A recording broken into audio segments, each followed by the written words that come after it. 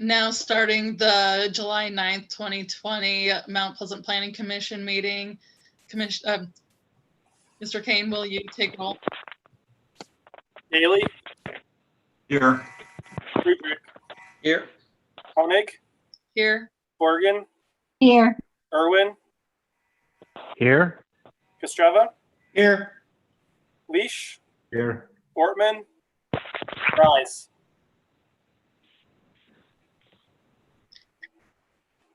Here. Madam Chair, you have a quorum. Thank you. The next item on the agenda is approval of the agenda. Move that we approve the agenda as presented. Second. Any discussion?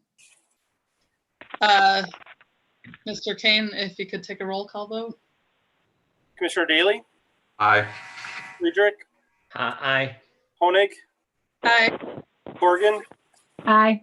Irwin, Affirmative. Kostreva, Aye. Leash, Aye. Rise. Aye.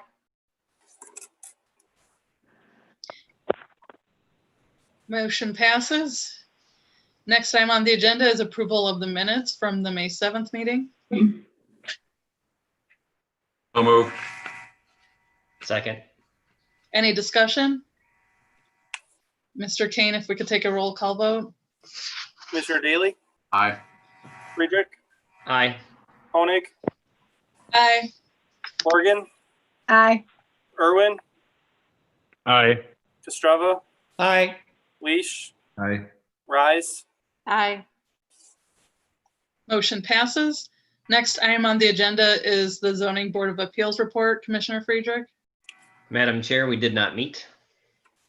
Thank you. And next item on the agenda is communications. Mr. Kane. Thank you, Madam Chair. We had one communication included in your packet from Amy Perschbacher, which was in relation to our public hearing this evening.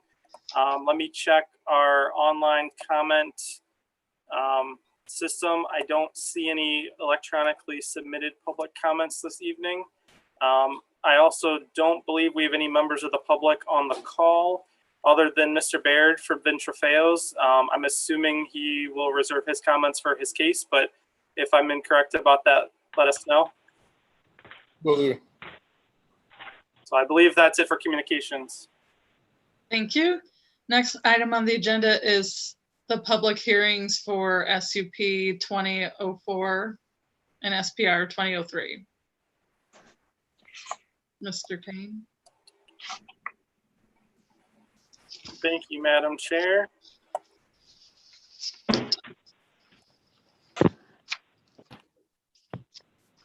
Is everyone able to see my presentation? Yep. Yep. Yes. Yes. Perfect.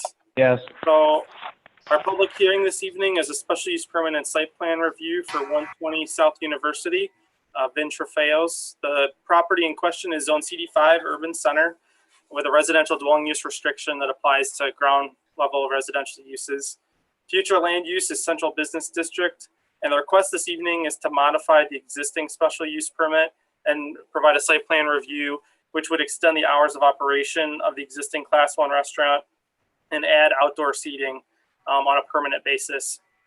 The site is already a Class 1 restaurant. As I mentioned, it's Ventrafeos, and the total site area is 0.37 acres.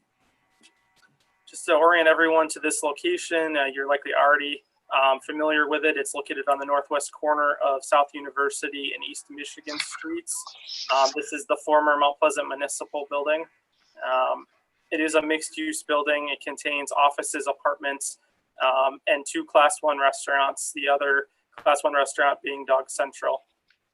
The properties in the immediate vicinity are similarly zoned and have similar uses, primarily mixed-use buildings sharing the same zoning and future land use. On the screen, you'll see a picture of the entrance of the Ventrafeos restaurant. on the left. There's an existing area of parking to the right. This is on the north side of the site. Currently accommodates up to 4 vehicles for parking. The proposed patio this evening would essentially result in the removal of the 2 interior parking spaces and leave the 2 parking spaces closer to the street and sidewalk in place at this time. The second image gives you a better perspective on the patio space. This is taken from the alleyway between the properties that face the south side of East Broadway Street and the 100 block in the back of this building. This patio space is basically would be in the area in front of you in this photograph. You'll see along the building on the right-hand side of the building, there is another entranceway into the restaurant, which could be used by patrons and staff to provide service to the folks who are utilizing the patio. I'll remind everyone that Class 1 restaurants, as defined on our zoning ordinance, are those places that serve food and alcoholic beverages. And the primary difference between a restaurant, a Class 1 restaurant, and a bar, nightclub, or tavern has to do with the receipts. Class 1 restaurants are places where the majority of receipts, so more than 50% of the revenues, are coming from food, not alcohol. Bars, taverns, and nightclubs can also serve food, but generally their receipts would be more than 50% of the gross revenue coming from the property. And a restaurant under our code would simply be a place that serves food that doesn't include an alcohol sales or service license. Class 1 restaurants are regulated as a special use under the zoning ordinance.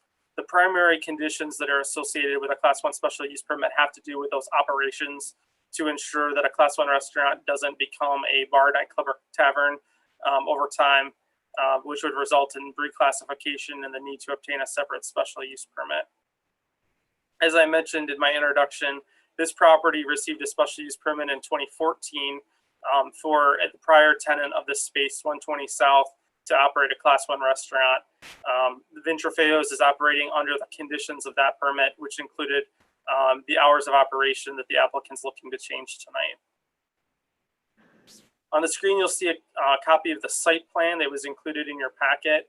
As I mentioned, on the lower part of the site plan, so this, the way the site plan is oriented north is to your right.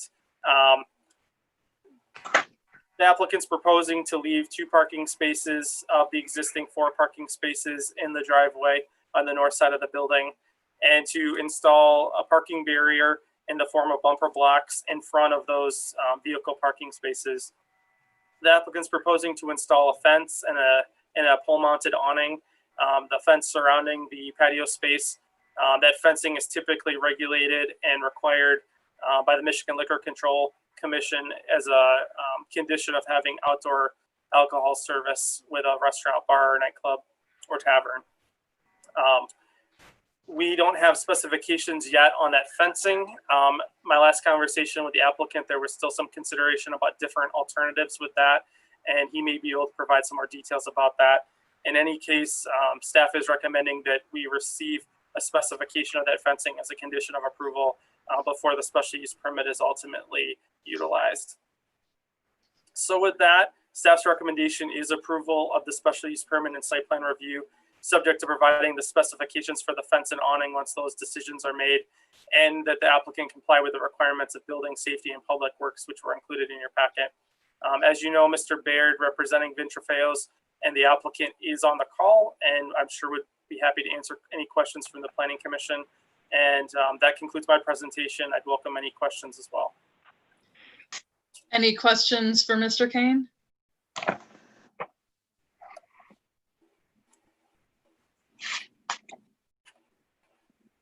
Anybody? Okay. Any if the applicant would like to say anything. I noticed Dog Central is putting in some fencing right now for his outdoor seating also. And I think I'm going to probably go with the same similar type of style.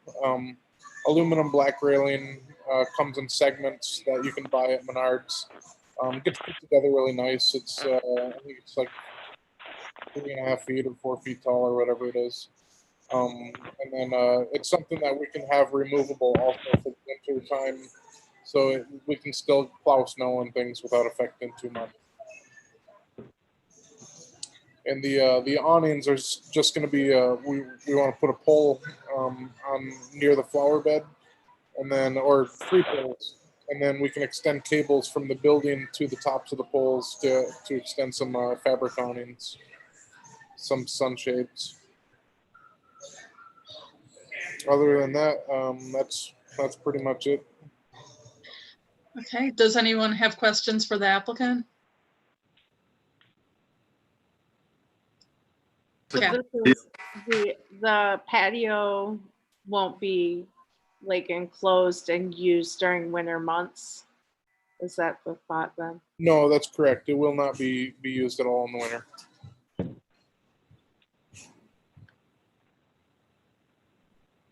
Any other questions for the applicant?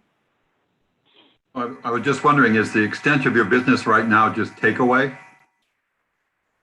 Yeah, I would say probably right now we're about 70% or 80% takeout, and then maybe 20% dine-in right now. Well, I hope this works. Any other questions for the applicant? Madam Chair, I'd like to interject one thing if I could. Okay, I apologize for not including this in the packet, but hopefully many of you are already aware that the City Commission passed a resolution probably about a month ago now, which extended some temporary allowances for outdoor dining for all restaurants. And so when Mr. Baird made the comment about the fencing at Dog Central, it was a good reminder for me. You may have been wondering, why haven't we seen a special use application from them for the same thing, which is a great question. And the reason for that is that at this point, we do have this temporary allowance through the end of September, which allows people to make temporary barriers. And with the permission of the Michigan Liquor Control Commission, if needed, if there's an alcohol sales component, you have outdoor business activities. That applies beyond just restaurants, bars, nightclubs, and taverns to any type of business, essentially. Has more flexibility to do that in light of occupancy restrictions that have been in place and just general desire among many for social distancing. In this case, we discussed that temporary allowance with the applicant, and the applicant's desire was to have a permanent installation, which is why they've proactively come forward to get this approval. They could make these changes on a temporary basis without the approval tonight in terms of the patio space, but those would be time limited based on the expiration of that resolution. So I just wanted to give you all some context, particularly if you see any other businesses in the community begin to exercise some of these same opportunities, and you're wondering why on earth haven't we seen that, and why were we beating up Vin Trofeos over this? It's the permanence of the situation. I do expect that we may see some of these folks who are doing temporary patios ultimately decide that in some form or fashion they'd like a permanent opportunity as well. So we may see those later in the summer. It just happens that the folks at Vin Trofeos were already, I think, considering this option before COVID-19, if I'm not mistaken, and are just looking to make it permanent this evening. So I appreciate you allowing the interjection. thank you, Mr. Kane.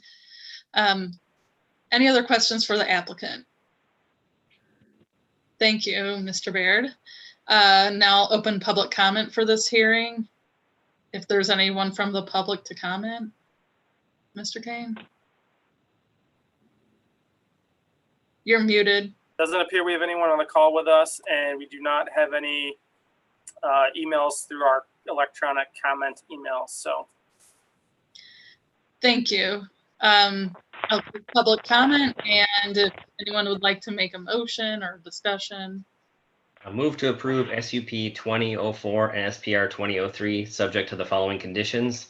1, the applicant shall provide specifications for the proposed fence and awning. 2, comply with the requirements of building safety and public works. Second. Any discussion? Mr. Kane, if you can take a roll call vote. Commissioner Daly, Aye. Commissioner Friedrich, Aye. Commissioner Honig, Aye. Commissioner Horgan, Aye. Commissioner Irwin, Aye. Commissioner Kostreva, Aye. Commissioner Leash, Aye.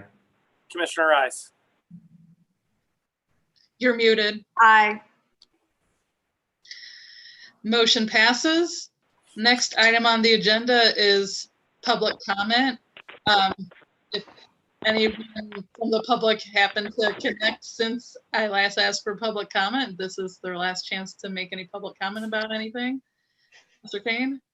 Madam Chair, I don't see any members of the public on the call except for Mr. Baird if he wishes to make any additional statements. Sorry, yeah, I was, when I get the specifications, do I just send those over to you, Jacob? Yes, we'll follow up tomorrow with a letter, and whenever you're ready, let me know. Okay, will do. Thank you. Thank you, Will. I also, Madam Chair, don't see any communications in our electronic system. So, Thank you, Mr. Kane. I'm closing public comment, and the next item on the agenda is the staff report, administrative review report. Mr. Kane? thank you, Madam Chair. Two site plans that were reviewed administratively to report tonight. The first, located at 3737 South Isabella Road. This is the vacant parcel that's located immediately to the west of the Wildlife Gallery in Industrial Park South. And this approval is for a 3,680 square foot building, which will house a crematorium facility. And so that approval was issued at the end of June. The second administrative site plan approval that was issued was for Rick's Food Center at High and Mission Streets. And that approval is to construct a new 480 square foot accessory building, which is intended for use for bottle return storage. And so if you're familiar with Rick's and the parking lot, that accessory building will be located in the area where there has historically been a semi-trailer parked. Yeah. And that would be on the northeast corner of the parking lot, more of the staff parking area. So that should be, they're very excited about the operational benefits of that new building. And I think it will certainly be an aesthetic improvement over the semi-trailer. So that plan was also approved at the end of June. In terms of the remainder of my staff report, I do want to give you some updates. We've had a number of cases that have been pending and with some disruption due to COVID-19. Next month, I'm hoping to have, our deadline is Monday. We're expecting to finally receive a site plan application for a solar installation, a solar array that was installed on an industrially zoned piece of property without zoning approval. So we're working backwards to bring that site into compliance with the zoning code. And we've been working and waiting for that plan for several months now. So we are hoping to have that submitted on Monday to bring to you in August. We're also expecting a special use permit application with some site plan changes at the new Mr. Car Wash, which is located on the site of the former Firehouse Car Wash on South Mission Street. In addition, I hope to have a thorough update to you all next month on the city's master plan outreach activities. As you will likely recall, in March and April, we had planned in-person open houses for our master plan. Obviously, those did not occur. And so in light of the continued uncertainty surrounding COVID-19, we have looked to move those items to virtual formats. And so we're working with McKenna right now to get specific dates scheduled. I am anticipating that those events will take place sometime between mid-August and mid-September to correspond with the time period when we hope that CMU students will have returned to the community, and to give us adequate time to get notices out to folks who were previously noticed about our open houses back in the spring. I'll also be bringing forward a request to the Planning Commission to go ahead and set the required public hearing for the master plan for the October meeting. So that would give us time to notify folks and let the word be out about the timing of that open house. And that would occur after the extended public comment period and the additional virtual events take place. Finally, I also expect that in August and September, we'll be holding work sessions. The City Commission recently had a series of work sessions reviewing the housing report that the Planning Commission received back in December. That was produced by staff. That report was created at the request of the City Commission as part of their 2019 goals. And they've reviewed that plan and the recommendations of that plan, and they've referred to items forward that are going to require Planning Commission review. And so I'll be bringing the first of those items to you in work session next month, and the second item to work session in September. So that's what's on the horizon that's known. And that's all I have for this evening. Thank you, Mr. Kane. Any questions for Mr. Kane? Well, if anyone would like to make a motion to adjourn to the work session. Move to adjourn. Second. Mr. Kane, please roll. Commissioner Daly, Aye. Commissioner Friedrich, Aye. Commissioner Honig, Aye. Commissioner Horgan, Aye. Commissioner Irwin, Aye. Commissioner Kostreva, Aye. Commissioner Leash, Aye. Commissioner Rice.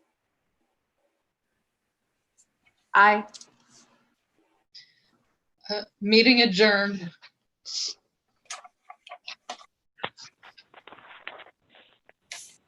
So, people starting the work session then? Yeah, Madam Chair, if the commission's open to it, I would recommend convening the work session, and we'll get right to it. Now convening the July 9th, 2020 Commission work session. Mr. Kane. Madam Chair, thank you. I just want to provide a few introductory remarks. You all may recall, although it feels like a very long time ago, at our February 2020 meeting, the Planning Commission considered a special use permit application which would modify the occupancy of an existing rooming dwelling on South Washington Street.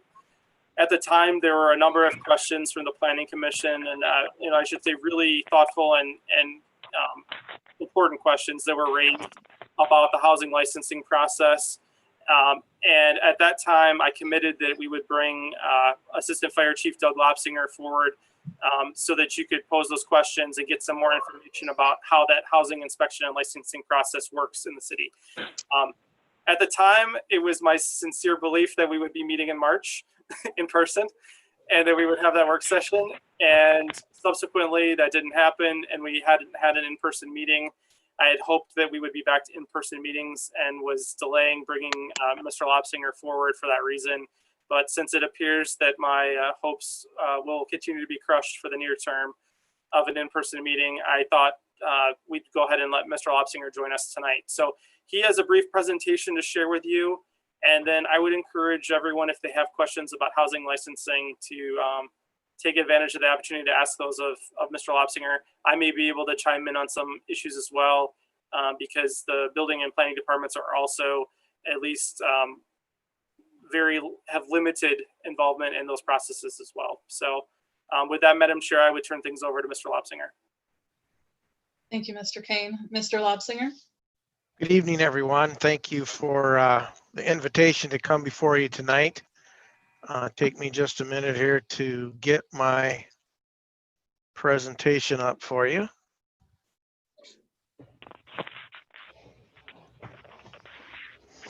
Okay, can everybody see that? Yes. Okay, Yeah. well, good. I'm excited to be here tonight to tell you about our rental properties and to tell you about the process of inspecting them and how we try to manage and stay on top of that. It, as you know, it's quite a project with over 63% of our residences in the city limits being rentals. We have a large number of them, and it's a very complex system. And we do a very good job with it, I think. But as you know, occasionally there are those loopholes or something falls through the cracks. And one of the things that I'm glad to be here for us tonight is that I can have an opportunity to explain this to you, give you a little brief overview, and take a look at what the rental system looks like in the city. So what does it look like? We have a lot of properties. You'll see single family, 630 duplexes. The numbers off to the side of them indicate their occupancy. A lot of complexes is our number one. You know, we have 3,500 occupancy there for our complexes. Rooming and boarding is another one, and we do have a few condominiums.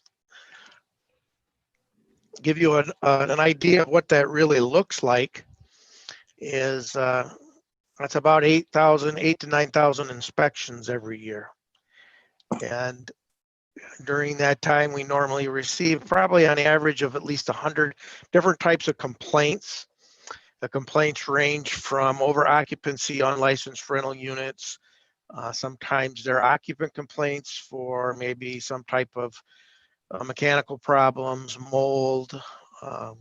Those seem to spike in the beginning of the semesters and the end of the semesters when people move in and out.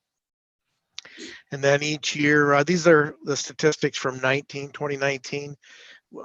We did process and investigate 54 unlicensed rental units. And it surprises me every year just how many of those investigations that we do as long as we've been doing inspections.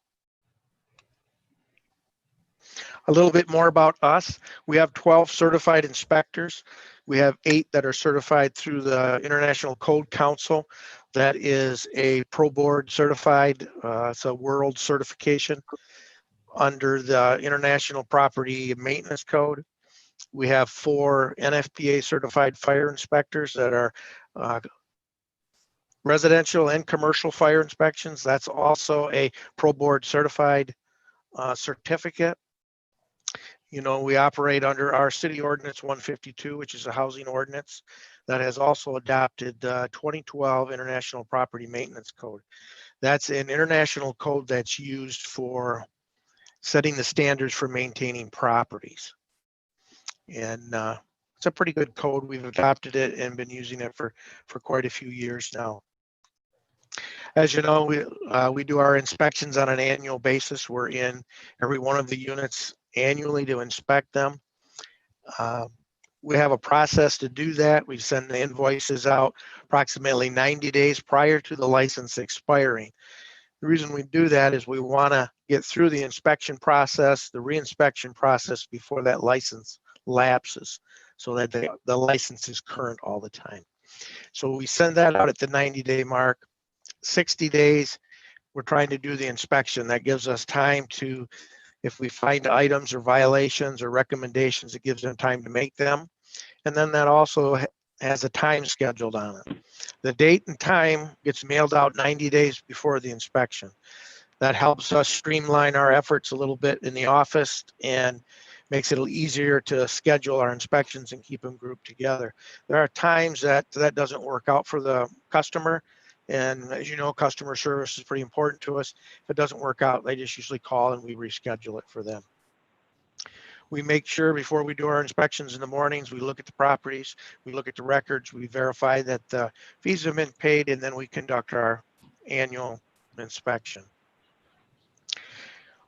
If we find no violations, the property gets approved and it gets certified for a year.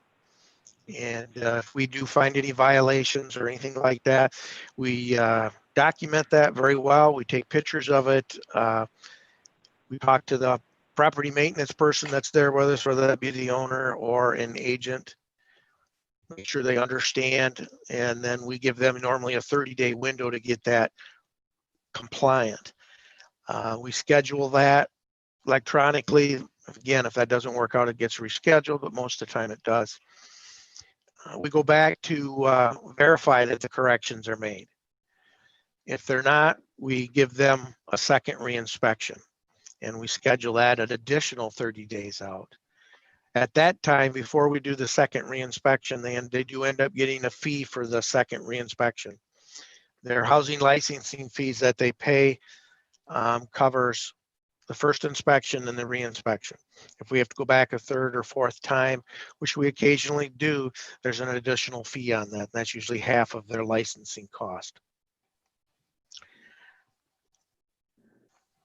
If you guys have any questions throughout this, you feel free to ask them, or if you'd like to wait to the end, I'll be glad to answer them all. So let's talk about our violations just a little bit in our civil infractions. Our goal is to educate the tenant and to educate the landlord and to help them to comply with whatever the requirement is, whatever the violation may be. It's never our goal to issue a ticket or a civil infraction. Our process has been very sound, and we're happy to say that we probably haven't written 10 tickets in a year for quite some time. And there's a reason for that. And as we go through this process, I hope to make that evident to you. So how does a violation move to a person getting a citation for something? It's a process we try to follow stringently. Like I said, it's a goal to educate them so that we don't have to do some type of prosecution or enforcement. But when somebody gets a ticket or gets a citation, they should be expecting it. And when you first hear that or read that, that needs a little bit more explanation. When we send our reinspection forms out and we have to, let's say we go for a reinspection and they don't have the item fixed. The second reinspection, it's addressed in there that they need to have this done by the inspection date, or they may receive a civil infraction. That way, if we go back and we do have problems getting compliance, we've got the proper documentation all aligned so that they can't say, well, geez, you never told me I was going to get a ticket, or you didn't give me a deadline. Everybody, it's all written in black and white. And that's worked out very well for us because we do end up in court once in a while, and having that system in place represents us well. We don't ever want to get to court and make it look like we missed something or made a mistake, although those do happen. So let's look at the new rentals and the unlicensed units. Our new rental unit, once it comes into our system, person fills out an application, it goes down to the building safety department. Building department reviews it, gives their nod on it, gives it their approval, sends it over to the planning department. He gives his approval, and it gets sent back to the fire department for approval and inspection. Then we do that same process that I just went through before, where we go out, do an initial inspection. If they needed to make repairs, schedule the reinspection, and then follow up with it. What we often run into is unlicensed units. And there are a couple different types of unlicensed units. It could be that somebody has a license that's expired, which means that when we tried to get it scheduled 90 days out, for some reason we couldn't. And he had possibly had some violations, and giving him time is taking us beyond that window. We can extend that a little bit of grace period there. We normally allow 90 days after the license expired to have all the corrections, because we don't want to go more than 90 days with a lapsed license. Quite often our other unlicensed units come in through complaints, where somebody calls and complains about parking or a code enforcement issue, and we find out that somebody has an unlicensed rental unit. That begins an investigation for us. We find out who the tenants are, we find out who the property owner is. We have some resources through some of our computer programs with the city, with the water billing, planning, permits, code enforcement, and fire inspections. All that information is on our BSNA program, and we can find a lot of resources there. And then we do a knock and talk to find out who lives there, who's the owner of the property. Is this a licensed rental unit that's unlicensed, or is it owner occupied? We try to educate the people. A lot of times it might be somebody that's wants to do a little bit of an investment, and they decide to buy a house and rent it. They're not aware of our rental program. They may even have it occupied by the time we get wind of that, or it comes around or gets turned up for an investigation. So then we stop, we kind of explain to them what the ordinance says, what their requirements are, and then try to help them with any of their questions that may require them to make some repairs to the home, bring some things up to code, such as egress windows, smoke alarms, required firewalls to give different fire ratings for the house. And once they've decided that they want to put an application in, then it would be just like a brand new rental in the system, and it would follow the process that I just previously talked about. Some of the things that are different, the house might be an older house, but when it comes into the system as a new rental, it meets today's building codes as a new rental unit. That's where the egress windows would have to meet the 5.7 square feet. That's where the smoke alarms would come in and so forth. So some of those things are problematic for an owner that doesn't know that, that's already went in and bought that. But we do work with them. Public service is really important to us, and taking care of our customers is always number one.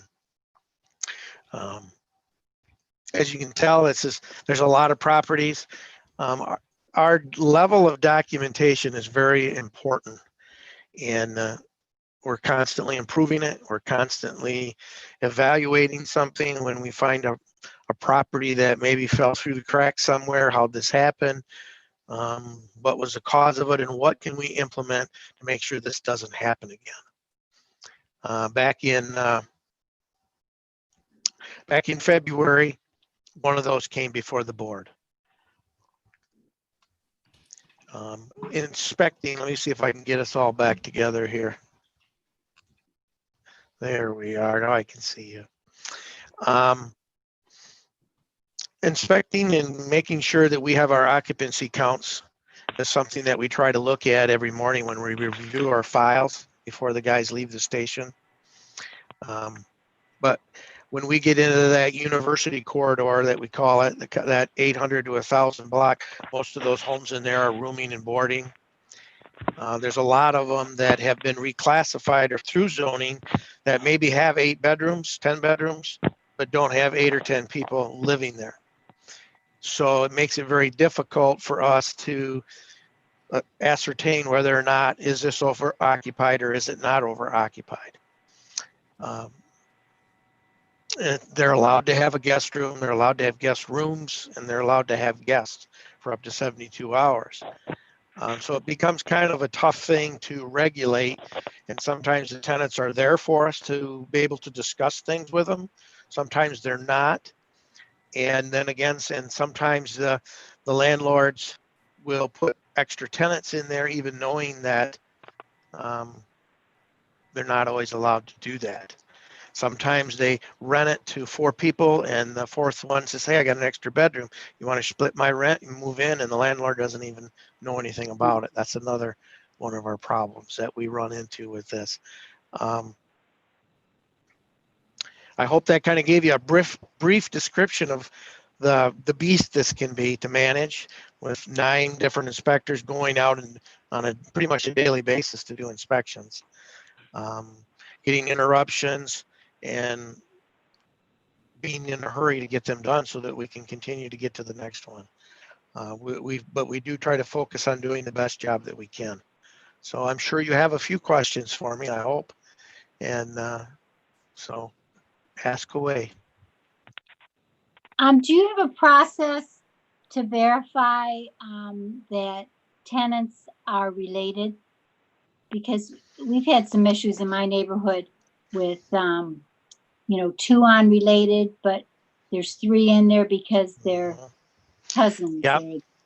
What the ordinance states is no more than 2 unrelated, but there'll be 2 people that live in a place, they have an extra bedroom, and they'll say, hey, I'll move a relative in, because that still meets the intent of our code, and it does. And our ordinance is if they're related by blood. So does that mean if you have your 6th cousin living there, are they related by blood? According to the attorney, yes, it is.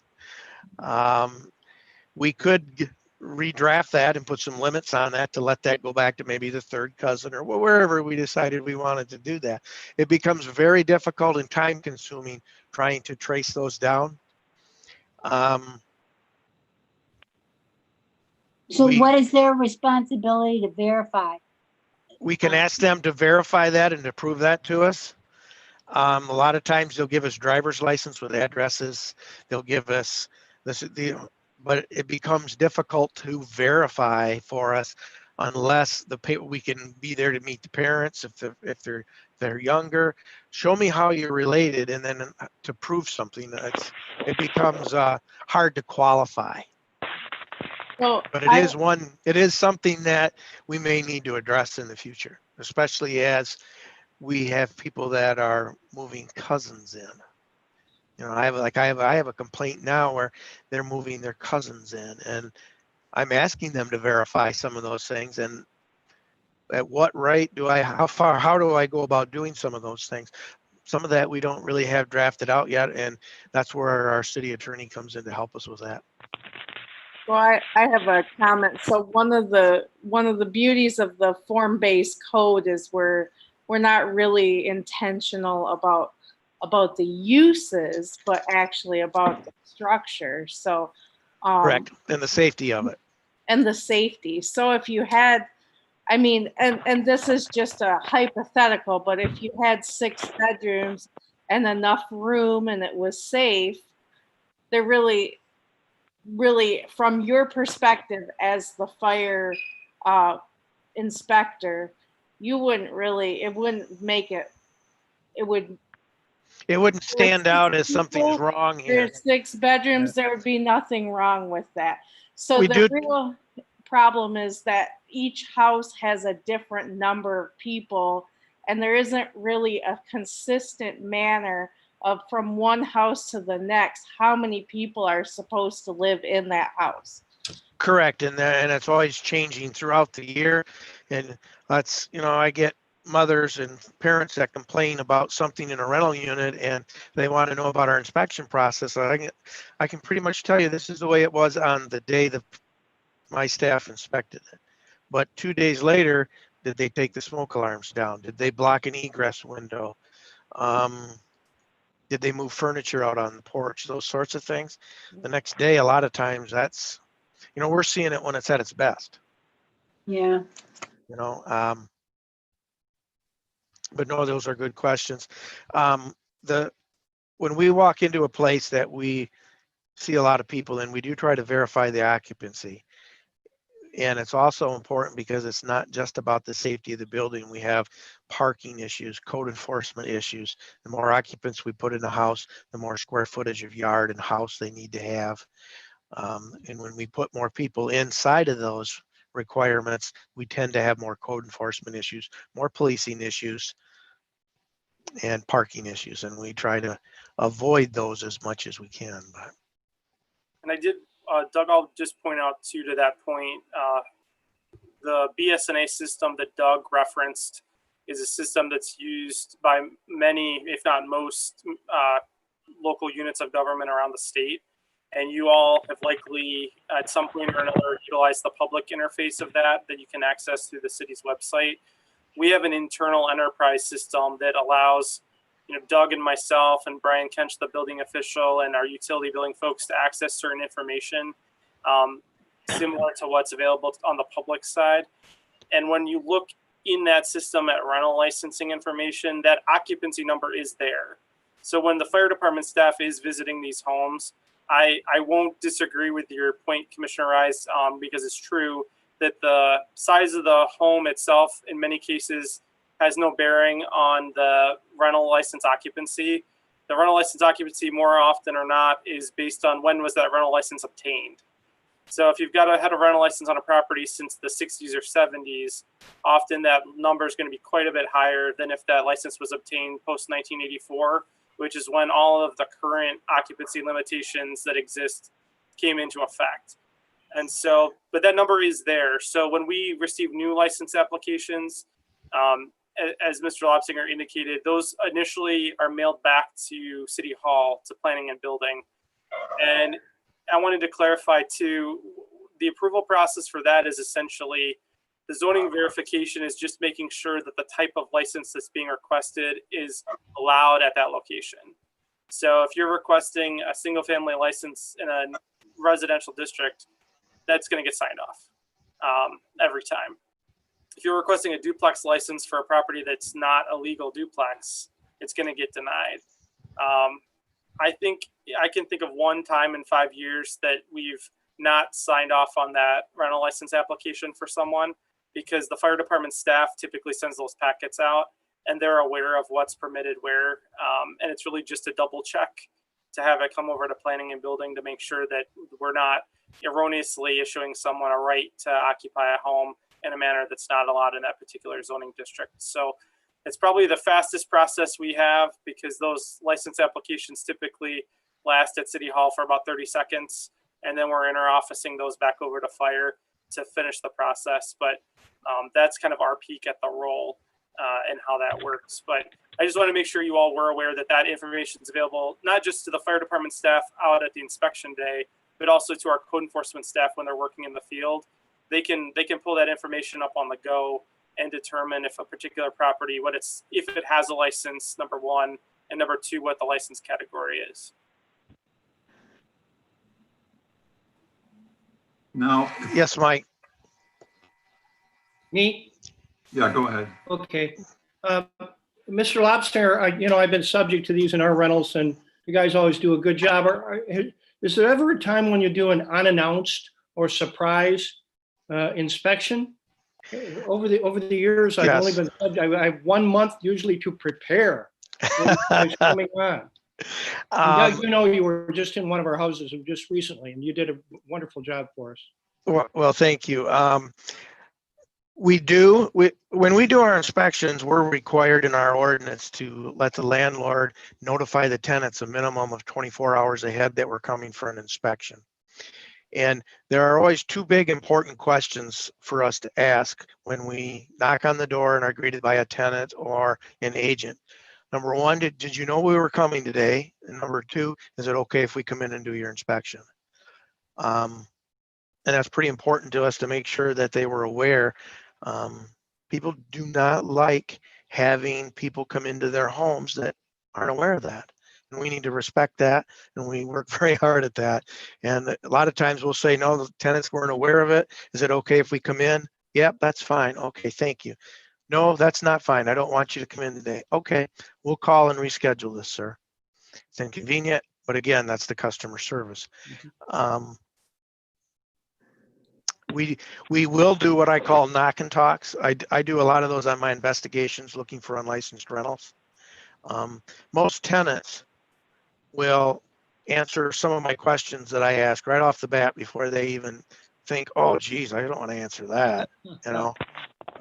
You learn there's a few phrases and a few words you can use. And usually when the fire department knocks on the door, they're good guys, and it's kind of a funny thing. The police department's not as popular, but the fire department is. And when you find out you're with the fire department, they're nice and friendly.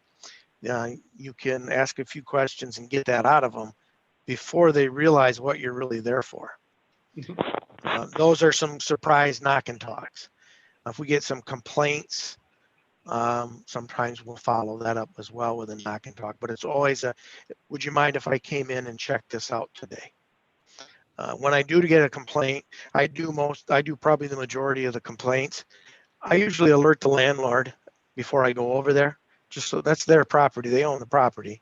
I think they have a right to know that we're going there, and we'll work out whatever the situation is and come to some resolution that's best for both parties, the tenant and the landlord. Thank you. If I recall, you all can help me out.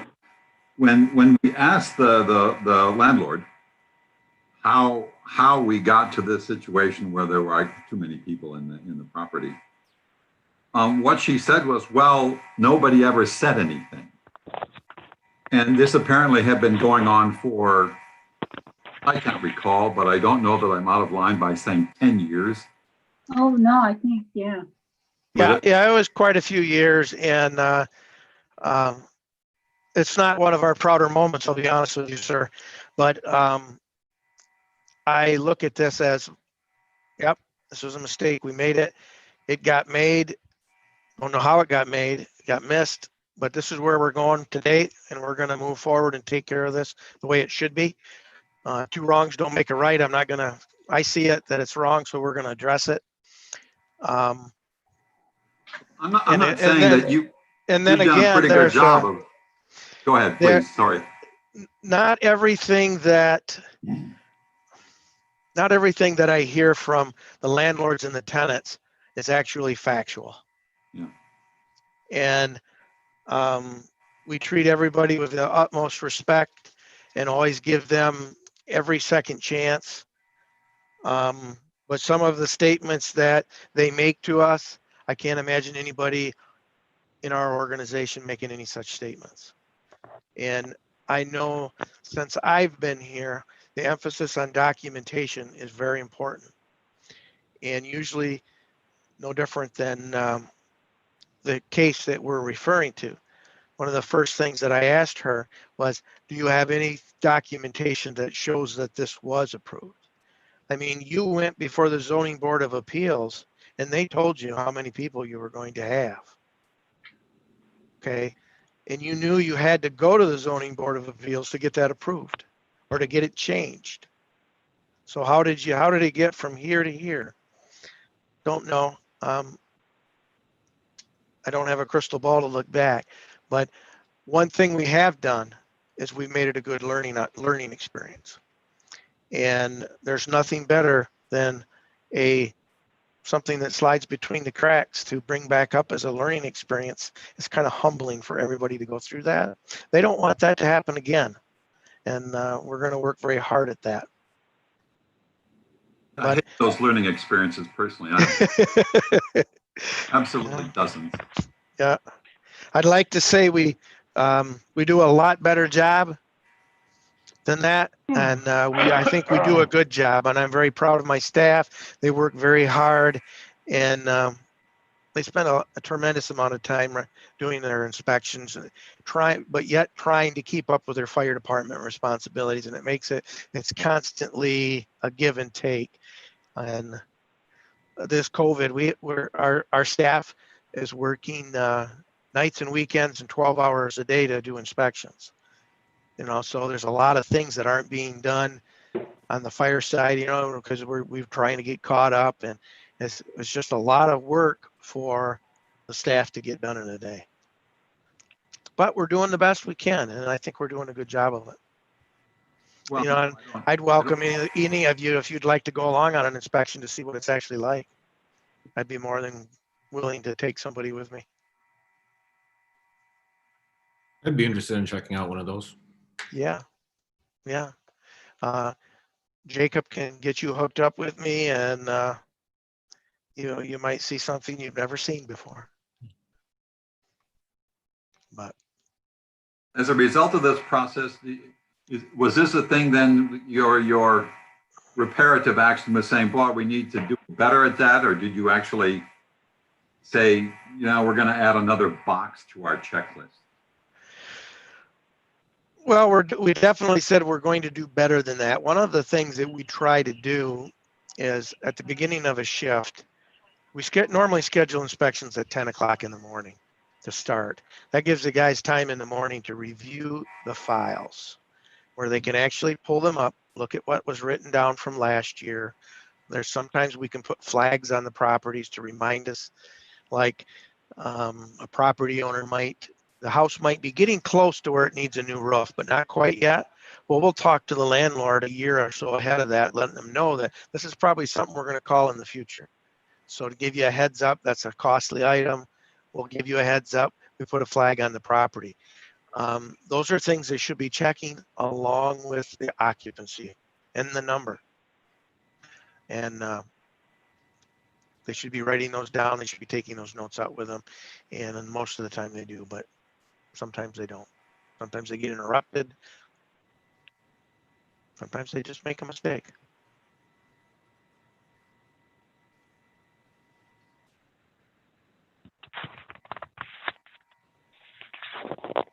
Any other questions for me?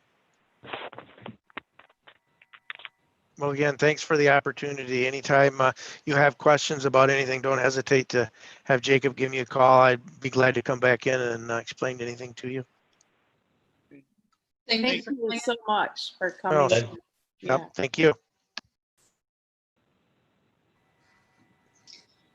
Do we need a motion to adjourn? We could probably adjourn by a general agreement from a work session. I did want to just, while I've got everybody, thanks Doug for joining us. As of the current moment, the governor hasn't issued any guidance beyond July on virtual meetings.